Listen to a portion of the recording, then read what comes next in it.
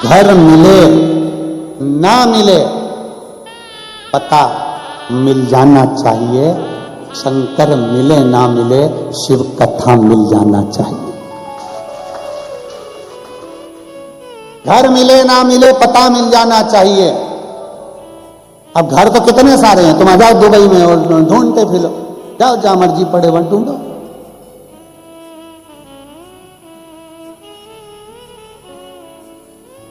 कल हमारे ये सब जितने भी ये संगीत वाले हैं और ये पंडित जी और समीर जी, आशीष जी, विनय जी, ये सब कल वहां गए थे। कौन सा खलीफा है, बुर्ज खलीफा गए।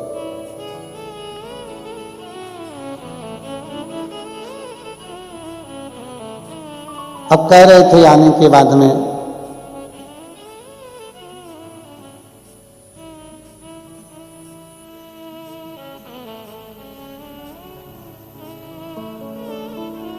हमसे कहा इन्होंने आप भी चलो। हम थोड़ा आपको मालूम भी है सभी लोगों को कि कमरे में अपना शिव नाम स्तुति जो कथा करवाता है, जो आयोजक होता है, आए हैं तो उसके लिए श्री शिवाय नमस्तुभ्यम का जितना लाख करोड़ बार जाप हो जाए उस जाप का पुण्य, ना कहीं जाना ना कहीं आना। फिर इन्होंने कहा बहुत सारी रेत है और उसमें गाड़ी यूं दौड़े। है गुरुजी आप वहां पर चलिएगा। हमने कहा उससे जोरदार गाड़ी तो मेरा महादेव दौड़ाता है, एक बार जिसको बिठा लेता है पार लगा देता है। अब ये लोग कल गए, पहुंचे, हमने इनसे पूछा क्या क्या था, तो क्या गुरुजी इतनी ऊंची बिल्डिंग और उसमें सब कुछ मिलता। हमने कहा देख आशीष, यहाँ पे भी बुर्ज खलीफा है और हमारे सीहोर में भी बहुत सारे खलीफा हैं। बस हमारे यहाँ खलीफा को कहते हैं बड़ा, बड़े को खलीफा कहते हैं। जो समझदार बड़ा है, आदरणीय है, बहुत कुछ उसने सीखा है जिंदगी में, उसको खलीफा कहा जाता है। हमने कहा आशीष ये भी बहुत ऊंचे हैं और अपने गांव में नगर में रहने वाले वो खलीफा भी बहुत ऊंचे। इसकी छांव में भी लोग शांति से बैठते हैं और जो हमारे गांव के नगर के बुजुर्ग हैं उनकी शरण में भी लोग शांति से बैठते हैं। इस खलीफा के, इस बुर्ज खलीफा के अंतर्गत भी बहुत सारा सामान मिलता है और हमारे गांव के नगर के बुजुर्ग के पास बैठने से भी बहुत शांति, शीतलता, संस्कार मिलता है। वो भी बड़ा है, ये भी बड़ा है। इसके नीचे भी छांव है, उसके नीचे भी छांव, इसके नीचे भी। लोग उसको देखकर खुश हो रहे हैं और उससे पूछो जब इतनी तेज हवा चलती होगी, आंधी आती होगी तो वो भी सहमता होगा। उसी तरह घर का जो बड़ा होता है ना, घर का जो बुजुर्ग होता है ना, जितना ऊंचा होता है ना उसको बहुत सहना पड़ता है। सहजता में वो बड़ा नहीं बन जाता, सरलता में वो बड़ा नहीं बन जाता। सास में और बहू में बहुत अंतर होता है। बड़ी को लगता है कि सास छोटी को ज्यादा चाहती है, छोटी को लगता है सास बड़ी को ज्यादा चाहती है, और सास बीच में मंदिर के घंटा बनी रह जाती है।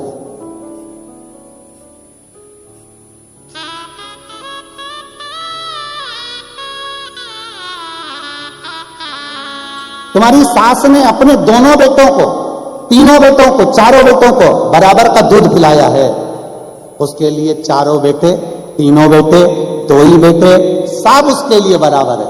पर हमारी सोच हो जाती है कि मम्मी छोटी को ज्यादा चाहती होगी, छोटी को लगता मम्मी बड़ी को ज्यादा चाहती होगी।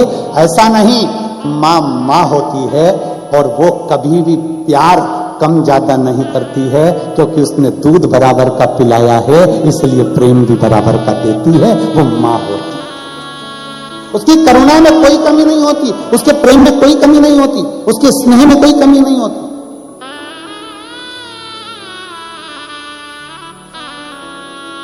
आप किसी बड़े बुजुर्ग के पास जाकर बैठेंगे जैसे बुर्ज खलीफा में गए हो तो वहां नीचे बैठे तो छांव है, इतना धूप होने के बाद भी उसके नीचे छांव।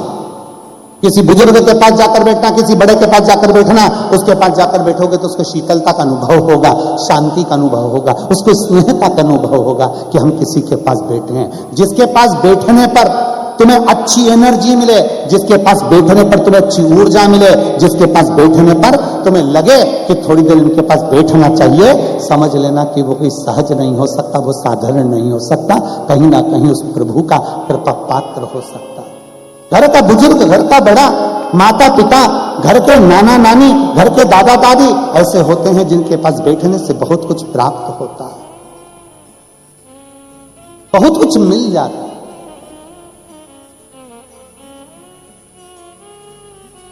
अब जैसे आपके घर में दादी है, नानी है, घर के बड़े हैं, देवताओं में बड़ा कौन है? देवता में बुजुर्ग कौन? देवाधिदेव राम जी की उम्र भी हम बता सकते हैं कि भाई इतने में जन्म हुआ, इतने में गए। कृष्ण भगवान इतने में जन्म, इतने में गए। पर एक देव ऐसा है, देवाधिदेव महादेव, जिसकी उम्र का ठिकाना नहीं। माता पार्वती जी का जब विवाह माता मैनावती कर रही थी शिव जी से, पार्वती जी जिद पकड़कर अड़ गई कि मुझे तो शादी शंकर से ही करना है। पार्वती को समझाया कि शिव तो ठहरे कैलाशी, हरि गोरा पछताओगी, और बूढ़े जोगी के संग तुम कैसे रह पाओगी। उस जोगी के आगे ना पीछे कोई नहीं। भाई देखते थे पहले माता पिता, आज का समय और पहले का समय में बहुत अंतर है। पहले लड़की का शादी करने से पहले देखा जाता था कि लड़की की शादी जिस घर में हो रही है उसके घर में सास ससुर है कि नहीं, दादा ससुर है कि नहीं, दादी सास है कि नहीं, देवर जेठ है कि नहीं। पहले देखते थे 4-5 देवर होना चाहिए, 3-4 ननंद होना चाहिए, 8 मौसी सास, 7 मामा ससुर, बात देखते थे। और आज के जमाने में लड़की की शादी करना है तो पहले देखते हैं कौन कौन है।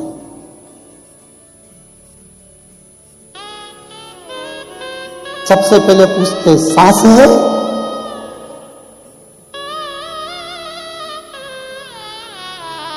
इतने में किसी ने कह दिया नहीं वो तो 3 साल पहले चली। इतने में लड़की की मम्मी अंदर से फुलझड़ियां फूल, अंदर से प्रभु बड़ी कृपा करी तेने बाबा, बहुत कृपा करी। फिर पूछा लड़के का छोटा भाई है, बहन, ससुर,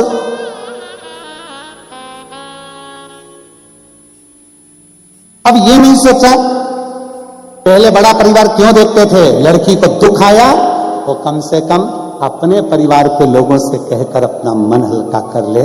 सास से बोल दे, ननंद से बोल दे, देवरानी से बोल दे, जेठानी से बोल दे, किसी से कहकर अपना दिल हल्का कर ले। आज के जमाने में ढूंढते हैं कि बस लड़का मिल जाए, अच्छा मिल जाए और दुबई में सर्विस कर रहा हो।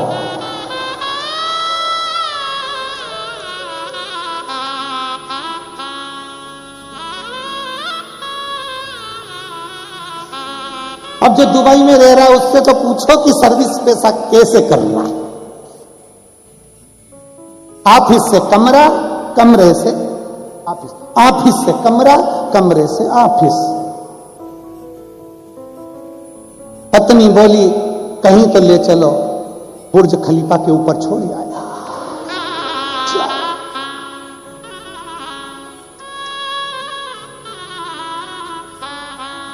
5 घंटे तक नीचे नहीं लाया।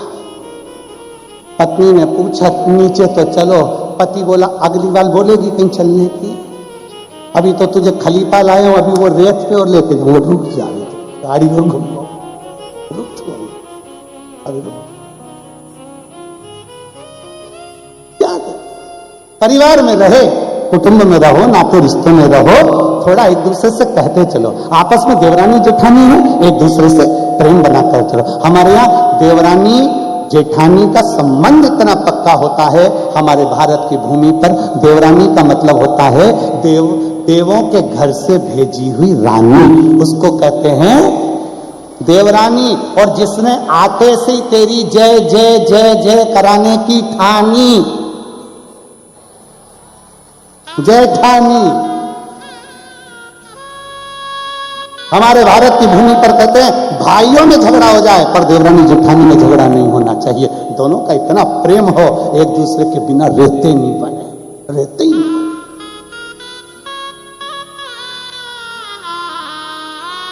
चाय बनाते समय दूध अगर जेठानी डाले तो देवरानी शक्कर डाले, एक उकाल के जाए दूसरी छान जाए। अब एक बार कथा कह रहे थे, आपने इतना तो कह दिया, पर ये बताओ पिएगी कौन? पिएगी।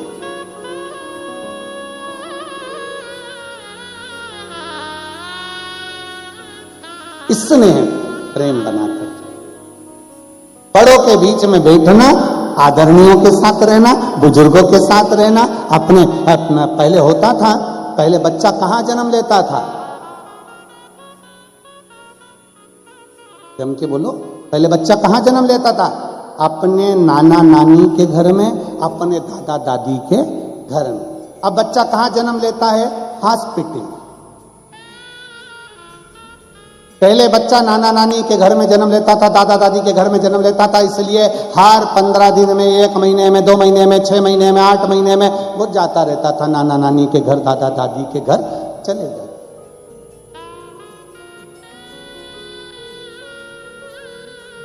आप भी तो गए होगे, जम के तो बोलो जरा।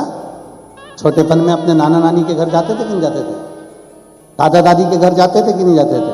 तो बच्चा जब नाना नानी के घर में जन्म लेता है, दादा दादी के घर में जन्म लेता है, तो वह हर महीने, 2 महीने, 6 महीने में अपने नाना नानी के घर जाता रहता है। क्यों? क्योंकि जिस घर में बच्चे का जन्म होता है, बच्चे का प्रेम उस घर से बहुत होता है। आज के जमाने में बच्चे जन्म लेते हैं हॉस्पिटल में, इसलिए हर 2-3 महीने में बच्चे नर्स और सिस्टर से मिलने के लिए जाते हैं, डॉक्टर से मिलने जाते हैं।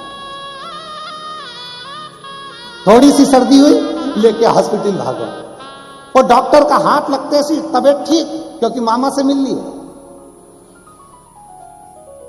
तुरंत ही। जिसके घर में बच्चे का जन्म हो, नाना नानी के घर में हो तो नाना नानी के घर से प्रेम होता है, दादा दादी के घर में हो तो दादा दादी से प्रेम होता है, और अगर हॉस्पिटल में जन्म लेते हैं तो डॉक्टर सिस्टर से बहुत प्रेम होता है, जाते हैं ठीक हो जाते हैं। इसमें हम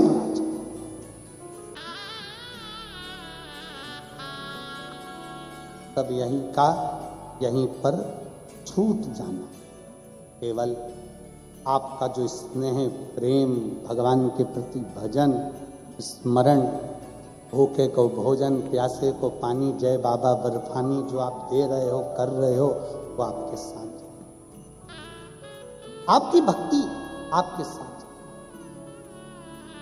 आपका स्मरण आपके साथ। शिव महापुराण की कथा कर रही है, भगवान शंकर का चरित्र कर रहा है कि पैसे का पुण्य बनाना है, और उस पुण्य को साथ ले। शिव कथा कर रही है। ब्रह्मा जी के मन में एक बार संशय उत्पन्न हुआ।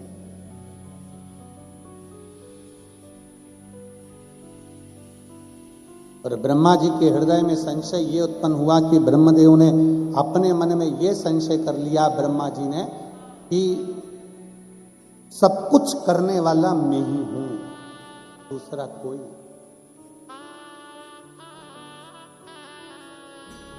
ब्रह्मा जी के मन में संशय आ गया कि करने वाला केवल मैं हूं और दूसरा कोई। बस आपके और हमारे हृदय में भी कभी कभी ये उत्पन्न हो जाता है कि मैं कर रहा हूं, पर स्मरण रहे आपके माता पिता ने, आपके दादा दादी ने, आपके घर के बुजुर्ग ने, और आपने कहीं पूर्व में किसी शंकर जी के मंदिर में जाकर 1 लोटा जल चढ़ाया होगा, तो मेरे देव अधिदेव महादेव ने हाथ पकड़कर तुमको आगे बढ़ा दिया होगा और उन्नति की सीढ़ी पर चढ़ा दिया होगा। ये शिव की कृपा से।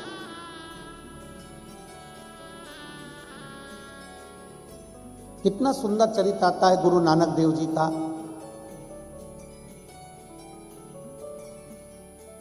पूरे भारत की भूमि पर एक मंदिर ऐसा है जिस शिव मंदिर का दरवाजा उल्टा है।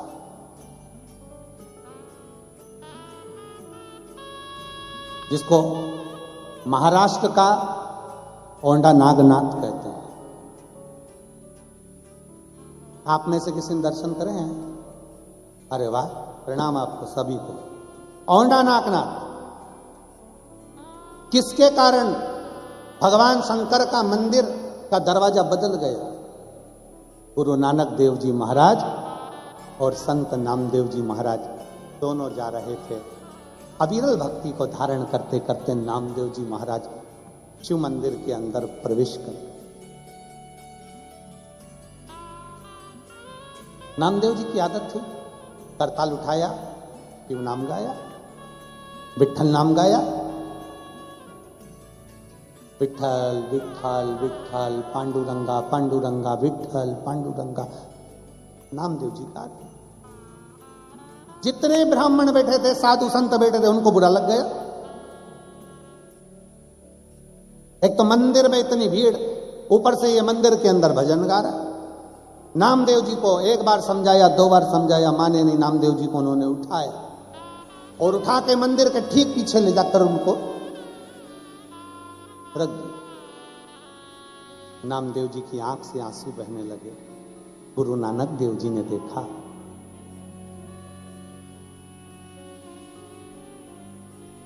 गुरु नानक देव जी देखिए, मेरे नानका ने जब देखा, गुरु नानक देव जी ने देखा, देखते से कहा, नामदेव, हे नामदेव, क्यों रो रहा है? नामदेव जी महाराज बोले गुरु नानक देव जी से, मुझे मंदिर के पीछे पटक दिया, मंदिर के पीछे।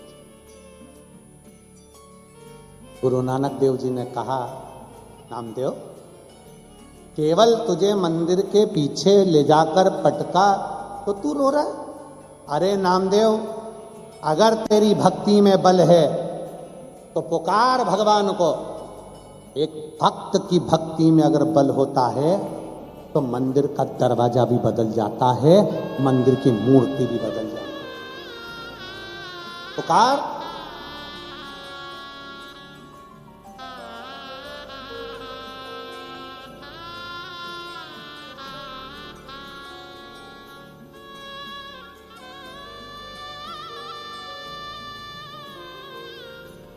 अगर तेरी भक्ति में बल है,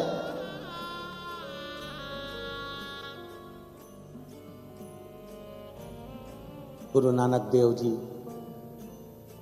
नामदेव जी से कहे, पुकार। एक भक्त की भक्ति में वो बल होना चाहिए, वो दर्द होना चाहिए कि परमात्मा खींच कर चला।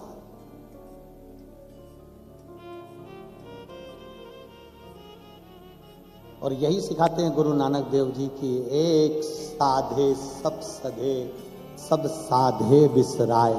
गुरु नानक देव जी कहते हैं कि अगर आपका अटूट भरोसा है, विश्वास है, तो मंदिर का द्वार भी बदलेगा। पुकार। क्यों नहीं हो सकता? आपका भरोसा अगर निश्चित है, विश्वास अगर निश्चित है। हमारे चंद्रकर जी बता रहे थे, हम जब पहले दिन आए एयरपोर्ट से, जब यहाँ पहुँच रहे थे तो हमने पूछा कि बहुत बहुत साधुवाद है। हमने सीहोर जब कहीं कथा चल रही थी तो हमने कहा था वहाँ से कि एक माता जी का बड़ा मन है कथा का, और ये कथा एक माता जी के कारणवश दुबई में हो रही है। तो कह रहे थे, गुरुजी हमारे पुत्रों को मालूम पड़ा, बेटों को, तो उन्होंने अपनी माता से कहा कि माँ तू चिंता मत कर, कथा भारत की भूमि पर रायपुर की जगह पर कथा कराऊंगा तो दुबई में ही यहीं कराएंगे, और शिव शंकर की यह कथा यहाँ है। मैं ऐसे बहू बेटाओं को धन्यवाद देता हूं, ऐसी बहुओं को धन्यवाद देता हूं जिन्होंने अपने पतियों से कहा कि मां की अगर इच्छा है तो शिव पुराण की कथा होना चाहिए। और ये बहुओं को साधुवाद देता हूं कि आपके माँ बाप के संस्कार यहां झलकते, आपके माता पिता के संस्कार यहां झलकते।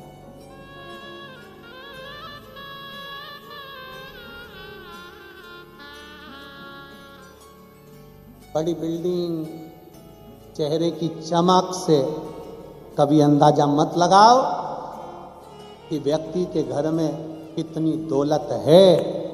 क्यों महापुराण की कथा कहती है अगर सही दौलत का अंदाजा लगाना है तो किसी के घर में जाकर बुजुर्गों के चेहरे पर अगर मुस्कुराहट है तो समझ लेना दुनिया का सबसे अमीर व्यक्ति है।